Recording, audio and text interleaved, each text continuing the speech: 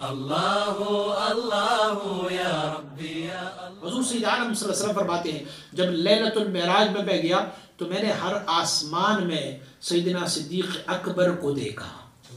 ہر آسمان میں نے سیدنا صدیق اکبر کو دیکھا۔ فرماتے ہیں میں نے عرض کی پروردگار عالم یہ ابو بکر تو مجھ سے پہلے یہاں آیا ہوا ہے، یہ کہاں سے ہوا؟ اللہ کریم نے فرمایا قال اللہ، رب کائنات نے فرمایا ابو بکر نہیں آیا، وہ تو مکہ کی سرزمین پر ہے۔ میں نے کہا رب پھر کیا ہے؟ فرمایا ولیکن من محبتی فیہ، اللہ نے فرمایا میں ابو بکر سے محبت کرتا ہوں تو ابو بکر جیسے ہر آسمان میں ملائکہ اعظام کو پیدا فرمایا ہوا ہے، میں انہیں دیکھتا ہوں۔ اللہ سے تو خفیہ نہیں ہے، اللہ سے تو ابو بکر بھی خفیہ نہیں ہے، لیکن رب کائنات ملائکہ اعظام کو اور کائنات کو یہ دکھا رہا ہے کہ میں جس بندے سے محبت کرتا ہوں یہ وہ بندہ ہے، آپ بھی ان کا نظارہ کرتے جاؤ۔ حضرات مشائخ فرماتے ہیں کہ رب کائنات نے جو موسیٰ علیہ نبی علیہ السلام کو فرمایا کہ یا موسیٰ انک بالواد المقدس طویٰ فاخلع علیک انک بالواد المقدس طویٰ، آپ ایک مقدس وادی میں ہو اپنی جوتے اتار لے۔ رب کائنات نے جو حضرت موسیٰ علیہ نبی علیہ السلام کو فرمایا، فرماتے ہیں سیدنا ابو بکر صدیق رضی اللہ تعالیٰ عنہ کے جسم اطہر کی جو مٹی تھی اللہ کریم نے اس وادی سے بنائی تھی، اللہ کریم نے اسے وادی مقدس سے سیدنا ابو بکر صدیق رضی اللہ تعالیٰ عنہ کے جسم مبارک کی مٹی وہاں سے بنائی۔ حضرات مشائخ فرماتے ہیں اور روایت کرتے ہیں حضرت انس رضی اللہ تعالیٰ عنہ، حضرت انس رضی اللہ تعالیٰ عنہ فرماتے ہیں کہ جاءت امرأۃ من الانصار، ایک خاتون آئی انصار میں سے اور ان کا شوہر کسی سفر پر گیا ہوا تھا، تو اس خاتون نے کہا کہ میں نے رات کو خواب دیکھا ہے کہ میرے گھر میں ایک کھجور کی درخت ہوتی ہے اور کھجور کی درخت اچانک گر جاتی ہے، اور حال یہ ہے کہ میرا شوہر جو ہے وہ بھی سفر پر ہے، تو یا رسول اللہ میں تو ڈر گئی، اس خواب کی تعبیر آپ مجھے بتائیں کیا تعبیر؟ میں نے تو تعبیر یہ لی ہے کہ خدا نہ خواستہ میرے شوہر کو کچھ ہونے والا ہے، کیونکہ وہ درخت میرا شوہر ہی ہوگا اور پھر وہ گر گیا درخت، تو مراد یہ ہے کہ شاید میرا شوہر کہیں مصیبت میں کسی تکلیف میں ہے۔ تو حضور سید عالم صلی اللہ علیہ وسلم نے فرمایا یجب علیک الصبر، فرمایا تم صبر کر لو، کیا ہوگا؟ فلن تجتمعی بہ، یہ ممکن ہے کہ آپ دوبارہ اس کو دیکھ نہ پاؤ گی، کیونکہ ہو سکتا ہے تمہاری خواب کی تعبیر یہ ہے کہ وہ کہیں فوت ہو گیا ہوگا۔ فخرجت المرأة باکیا، وہ خاتون روتی ہوئی حضور کے بارگاہ سے رخصت ہوئی، جب دیکھا سامنے فرأت ابا بکر، سیدنا ابو بکر صدیق رضی اللہ تعالیٰ وہاں کھڑے تھے، تو کہا کیا ہوا تمہیں، کیوں رو رہی ہو؟ اس نے کہا میں نے ایسے خواب دیکھا ہے اور میں نے خواب حضور کی بارگاہ میں پیش کی، حضور نے فرمایا ہو سکتا ہے کہ یہ آپ لوگوں کی ملاقات دوبارہ نہ ہو۔ تو اس نے کہا، اس خاتون نے حضرت ابو بکر صدیق کو حضور کے اس خواب کی تعبیر کے بارے میں نہیں بتایا، بلکہ صرف یہ بتایا میں نے خواب دیکھا اور حضور کی بارگاہ میں نے پیش کیا، حضور نے مجھے ایک تعبیر بتائی اسی لیے اب میں رو رہی ہوں، واپس جا رہی ہوں۔ فرمایا مجھے بھی خواب سناؤ، خواب سنائے، کہا میں نے ایسے خواب دیکھا کہ ایک درخت ہے میرے گھر میں، شاید وہ کھجور کی درخت ہے اور وہ اچانک گر گئی، درخت بنائی ہے کہ شاید میرے شوہر کے ساتھ میرا دوبارہ ملاقات نہ ہو۔ تو سیدنا ابو بکر صدیق رضی اللہ عنہ نے فرمایا نہیں تمہاری خواب کی تعبیر یہ ہے کہ انشاءاللہ تم اور تمہارا شوہر آپ دونوں آپس جلدی ملنے والے ہو۔ بس چلی گئی خاتون، اگلے دن دیکھا وہ شوہر آ گیا اور حضور کی بارگاہ میں حاضر ہوا۔ جب حاضر ہوا تو حضور سید عالم صلی اللہ علیہ وسلم نے اس کی طرف دیکھا اور طویل ترین نظر فرمایا، وہ یہ حیرت کر رہے تھے کہ جبریل علیہ نبی علیہ السلام نے بھی مجھے یہ کہا تھا کہ یہ آپس میں نہیں مل سکتے ہیں، اور میرا بھی یہ تھا کہ یہ آپس میں نہیں مل سکتے، بس یہ کیسے مل گئے؟ خاتون سے پوچھا تمہارے شوہر کیسے؟ انہوں نے کہا میں نے ابو بکر سے بھی خواب کی تعبیر پوچھی، ابو بکر نے فرمایا کہ تمہارا شوہر جو ہے وہ آئے گا، آپ نے تعبیر کی تھی کہ وہ نہیں آئیں گے، تو یا رسول اللہ صلی اللہ علیہ وسلم اب میرا شوہر جو ہے آ گیا۔ حضور نے فرمایا فانتظر رسول اللہ صلی اللہ علیہ وسلم الی الوحی، حضور نے انتظار کیا کہ یہ کیا ماجرا ہے، مجھے تو یہ بتایا گیا کہ یہ اس کی شوہر نہیں آئے گا اور آ گیا ہے۔ تو فجاءہ جبریل، جبریل علیہ نبی علیہ السلام آئے، رسول اکرم صلی اللہ علیہ وسلم نے پوچھا یا جبریل ما ھذا، یہ کیا ہوا؟ آپ نے تو کہا ہوا تھا کہ اس کی تعبیر یہ ہے کہ اس کی شوہر ان کو نہیں مل سکتے. فرمایا ہاں ایسے ہی تعبیر تھا، لیکن رب کائنات نے فرمایا کہ میں صدیق کو کاذب نہیں بنا سکتا. جب صدیق کہے کہ یہ بات ایسے ہو تو صدیق کی نام چونکہ صدیق ہے اسی لیے اس نے کہا ملیں گے، تو رب نے فرمایا میں نے تقدیر کو تبدیل فرمایا، اب وہ شوہر آئیں گے. تو رب کائنات نے سیدنا صدیق اکبر رضی اللہ تعالیٰ عنہ کو یہ مطلب. اور ایسی ایک اور حدیث بھی موجود ہے. حضور سید عالم صلی اللہ علیہ وسلم مبارک امام نصفی رحمۃ اللہ تعالیٰ نے اس حدیث کو نقل فرمایا ہے. آپ فرماتے ہیں کہ ایک بندہ مدینہ منورہ میں وفات پایا تو حضور سید عالم صلی اللہ علیہ وسلم نے ارادہ فرمایا کہ ان کا نماز جنازہ پڑھی. تو جبریل علیہ نبینا علیہ السلام آئے اور جبریل علیہ نبینا علیہ السلام نے فرمایا کہ یا رسول اللہ اس بندے کا جنازہ مت پڑھے.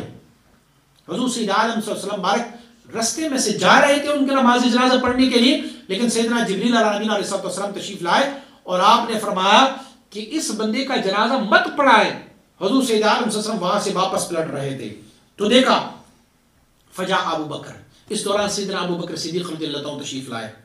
فقال یا نبی اللہ صلی علیہ فما علمت منہ الا خیرا. یا رسول اللہ کا یہ بندہ جو فوت ہوا ہے یہ سب سے بہترین اور نیک بندہ تھا، آپ ان کا نماز جنازہ پڑھائیں. فنزل جبریل علیہ نبینا علیہ السلام. اب جبریل علیہ نبینا علیہ السلام دوبارہ تشریف لائے. فرمایا فقال یا محمد صلی علیہ. فرمایا اے اللہ کے حبیب اب اس بندے کی نماز جنازہ آپ پڑھائیں.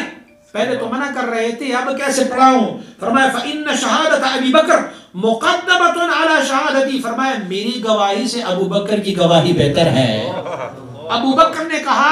کہ یہ بندہ خیر ہے، نیک ہے، بہتر ہے. فرمایا میں نے تو یہ گواہی دی کہ یہ بندہ اچھا نہیں ہے تو آپ نماز جنازہ مت پڑھائیں، لیکن میری گواہی سے ابو بکر کی گواہی افضل ہے. یا رسول اللہ ان کا نماز جنازہ آپ پڑھائیں. حضرت انس رضی اللہ تعالیٰ آپ مبارک روایت فرماتے ہیں کہ حضور سید عالم صلی اللہ علیہ وسلم نے فرمایا کہ لیلۃ الاسراء میں، شب قدر میں، لیلۃ الاسراء میں حضور فرماتے ہیں کہ جب میں گیا تو میں نے وہاں پر ایک قسم کی حور کو دیکھا کہ اللہ رب العزت نے اسے من الورد گلاب کی پھول سے،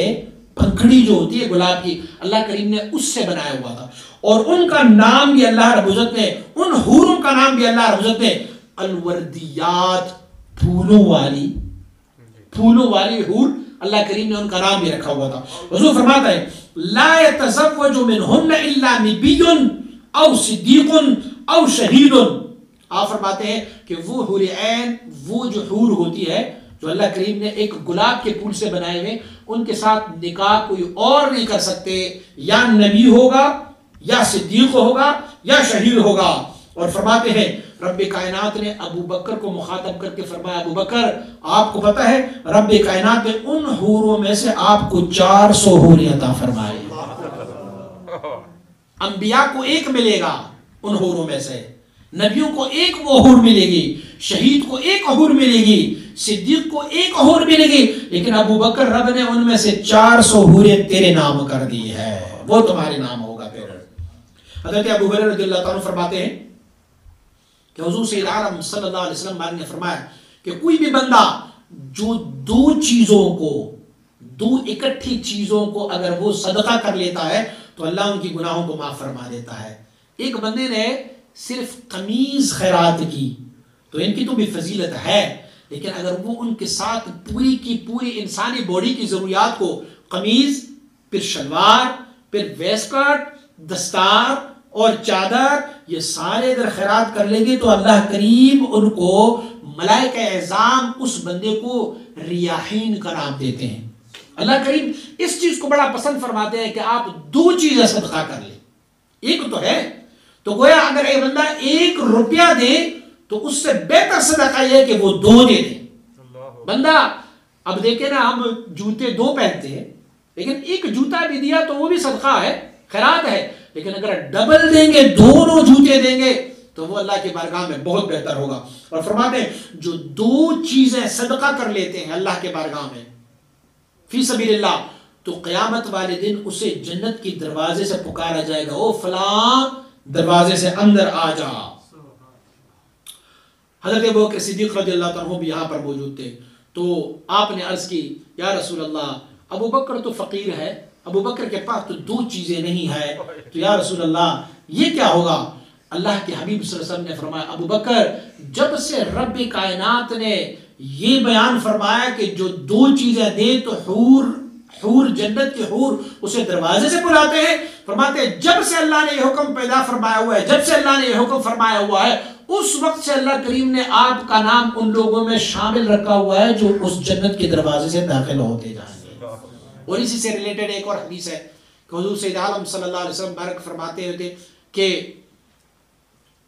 کوئی بندہ اگر اللہ کی راہ میں خرچ کر دیتا ہے تو اسے جنت کا ایک دروازہ ہوتا ہے، اسے نمازیوں کو ایک جنت کی ایک دروازے سے بلایا جائیں گے، صدقہ کرنے والوں کو ایک اور دروازے سے بلایا جائے گا جنت کے لیے، جہاد کرنے والوں کو ایک اور دروازے سے بلایا جائے گا، اسی طرح روزہ رکھنے والوں کو ایک اور دروازے سے بلایا جائے گا۔ تو پھر جات کے حضور نے ابو بکر صدیق رضی اللہ تعالیٰ کو مخاطب کر کے فرمایا، ابو بکر نے عرض کیا رسول اللہ صلی اللہ علیہ وسلم مجھے کسی دروازے کون سی دروازے سے مجھے پکارا جائے گا، مجھے کون سے دروازے سے بلائے؟ تو حضور سید عالم صلی اللہ علیہ وسلم نے فرمایا ابو بکر کو جنت کی تمام دروازوں سے بلایا جائے گا، نماز والے دروازے سے بھی، روزے والے دروازے سے بھی، صدقات والے دروازے سے بھی، شہداء والے دروازے سے بھی، صالحین والے دروازے سے، جنت کے جتنے دروازے ہیں اور ہر ایک دروازہ یہ تقاضا کرتا جائے گا کہ ابو بکر میرے ذریعے جنت میں داخل ہو جائے۔ تو لہٰذا اللہ کریم نے سیدنا صدیق اکبر رضی اللہ عنہ کو وہ مناقب اور اوصاف، میرے خیال میں اگر ایک بندہ جیسے حضور سید عالم صلی اللہ علیہ وسلم بارک کے مناقب اور اوصاف بیان کرتے ہیں اور ان کے لیے پھر ویسے ہی علمیت کی ضرورت ہوتی ہے، تو چونکہ حضور کے بعد سب سے بہترین بشر سیدنا ابو بکر صدیق ہے تو ان کے لیے بھی وہی علم چاہیے، وہی مقام چاہیے۔ امام ربانی مجرد افسانی رحمۃ اللہ تعالی فرماتے ہیں کہ ڈاکٹر کو ڈاکٹر ہی پہچانتا ہے اور طبیب کو طبیب ہی پہچانتا ہے، عالم کو عالم ہی پہچان جاتا ہے۔ میں خود ڈاکٹر نہیں ہوں، مجھے نہیں پتا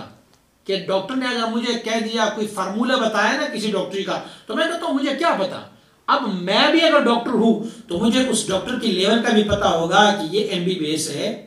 اس نے PhD کی بھی ہے، اس نے کہاں سے پڑھا ہوا ہے۔ میں جس لیول میں ہوتا ہوں، جو ہم صنف ہوتے ہیں، جو